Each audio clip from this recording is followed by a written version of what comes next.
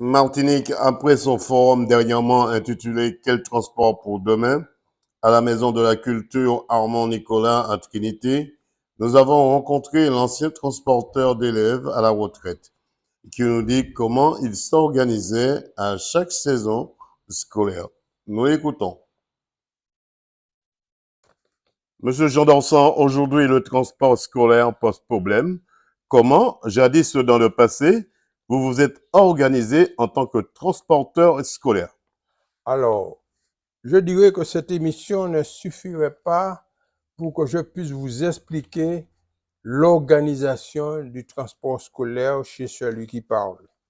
D'abord, avant, 2 mois avant la rentrée scolaire, j'organise une réunion intitulée Apprenons à mieux nous connaître avec parents, établissements scolaires, élus du secteur des communes que j'ai l'honneur de... Et je leur présente ce document qui est un format de poche qui explique aux gens quelles sont les disciplines à observer au sein de l'organisation de mon entreprise. Et on ne peut pas aujourd'hui faire du transport sans avoir ce format de poche qui explique à l'usager comment se déroule votre entreprise, qu'est-ce que l'usager peut attendre de vous. Ça, c'est très important.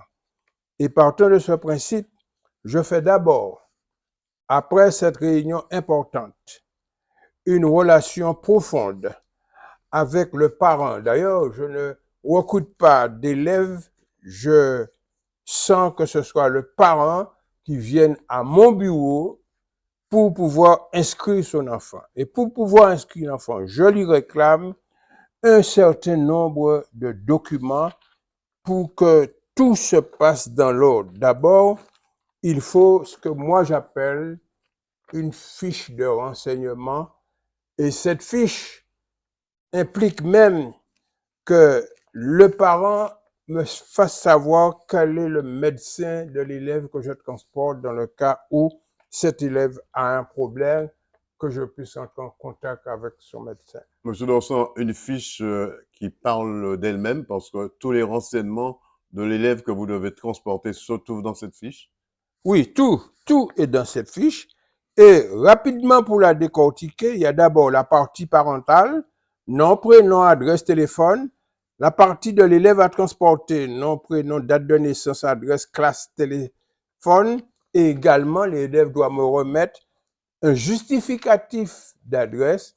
L'élève doit également me remettre un justificatif de son inscription au lycée où il est, où je dois le conduire. Alors, parlons de l'élève. Alors, si toutefois un parent n'a pas des ressources financières, comment ça se passait à l'époque où vous étiez transporteur? Alors, quand le parent, chez moi, il y a les règles du savoir-vivre d'abord. Chez moi, le parent qui ne peut pas payer parce qu'il y a chez moi un organigramme que je remets aux parents qui est la permanence qui se tient à sa disposition pour payer le voyage de son enfant. Mais le parent qui ne peut pas, ou qui n'a pas les moyens financiers de payer à la date choisie par moi, je donne une carte vierge à l'enfant et je note la date que le parent a accepté de payer et l'élève est transporté sans problème. Par contre, si ce parent qui n'a pas le sens du savoir-vivre ne m'avertit pas, eh bien, je crois que son élève a de grosses difficultés. Il faut que tout se fait dans les normes pour que l'organisation du transport, le transporté et le transporteur soient honnêtes avec sa conscience. Arrivé une fois, vous avez déposé les enfants au lycée ou encore au collège, peu importe. Quels étaient vos rapports avec les chefs d'établissement? Alors, je vous dirais que j'ai connu M. Chalonnet qui était le proviseur de ce lycée avec lequel je tenais d'excellentes relations. Et j'ai même oublié de vous dire que pour transporter ces élèves, j'ai commandé un téléphone sur mon bus. Et lorsque j'aurai un retard, j'appelle le lycée et j'informe à ce lycée que je suis en retard, je suis à telle limite, j'arriverai à telle heure dans son lycée. Quand j'arrive au lycée, je débarque tout le monde et je dis suivez-moi. Et Tout je ça veux, pour ne pas pénaliser les élèves pour, ne- par rapport au pour que retard du l'élève n'ait bus. pas la peine, on n'y a pas la peine de lui demander un billet d'excuse. Alors je lui dis, suivez-moi. Et je vais à la vie scolaire. Et quand j'arrive à la vie scolaire, à l'époque, c'était M. Boniface qui était là. Il me dit, M. Dawson, on a déjà reçu. Et là, je conduis chaque élève que je laisse devant chaque établissement scolaire. Transporter des élèves. L'élève reçoit 3 éducations. La première qui est celle de la famille. La seconde qui est celle du transporteur. Pourquoi? Parce que ça dépend de l'accueil que vous réservez à cet enfant. Elle fait une bonne scolarité ou une mauvaise scolarité. Donc cela veut dire que sans être gendarme, je suis à côté des parents parce que lorsqu'un élève me demande de descendre dans un lieu inhabituel, j'appelle le parent pour lui dire est-ce que je dois déposer cette personne dans cet endroit?